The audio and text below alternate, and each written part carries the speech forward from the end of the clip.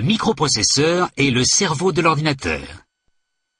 Il est composé d'une puce sur une carte électronique. Préparer la puce pour la poser sur la carte est une opération délicate.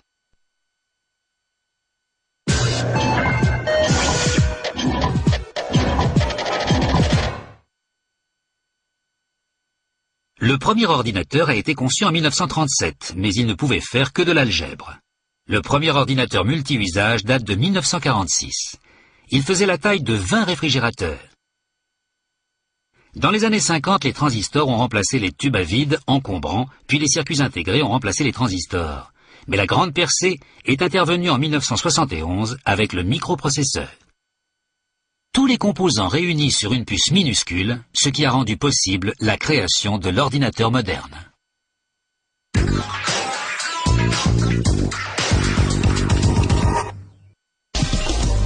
La fabrication commence avec un carré de céramique appelé substrat sur lequel sera installée la puce électronique.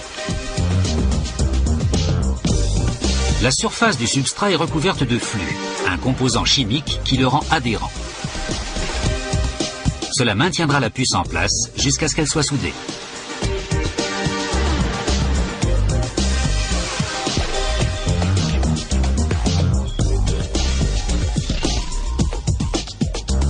Ce site reçoit les puces prêtes à l'emploi avec les circuits en place. Une puce est posée sur chaque substrat. Une lumière à infrarouge permet à la machine de déposer la puce à sa place exacte.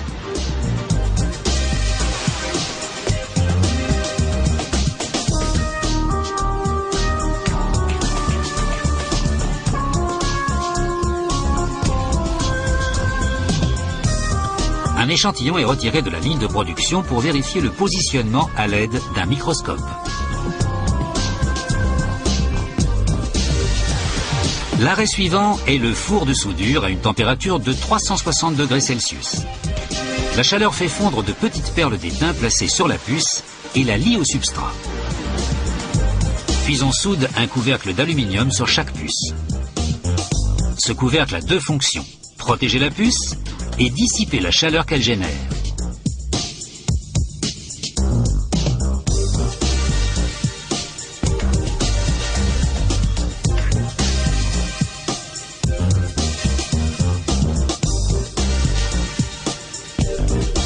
Un bras robotisé prélève 4 couvercles à la fois et les positionne sur les puces.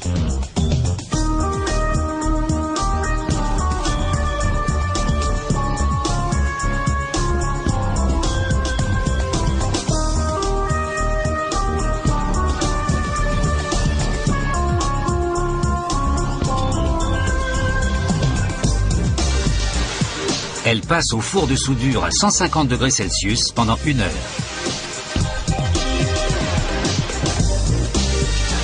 L'étape suivante consiste à créer les connexions électriques qui relieront par la suite le microprocesseur à la carte électronique.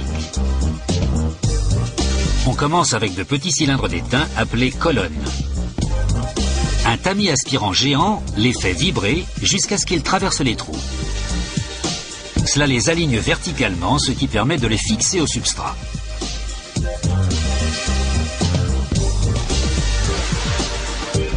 On étale une épaisse pâte adhésive qui fixe les colonnes verticales par le dessous.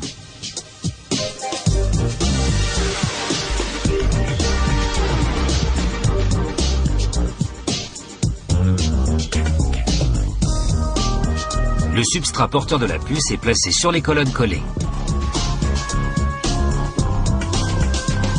Le résultat est une puce électronique avec 1 millier de connexions.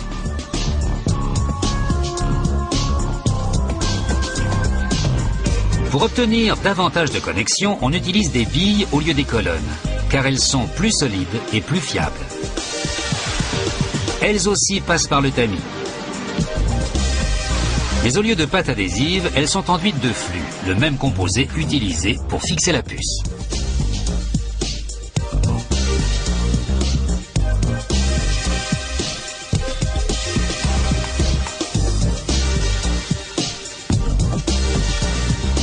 Le microprocesseur est plongé dans un bain d'eau et de solvant pour retirer tout excès de flux et d'agents de contamination.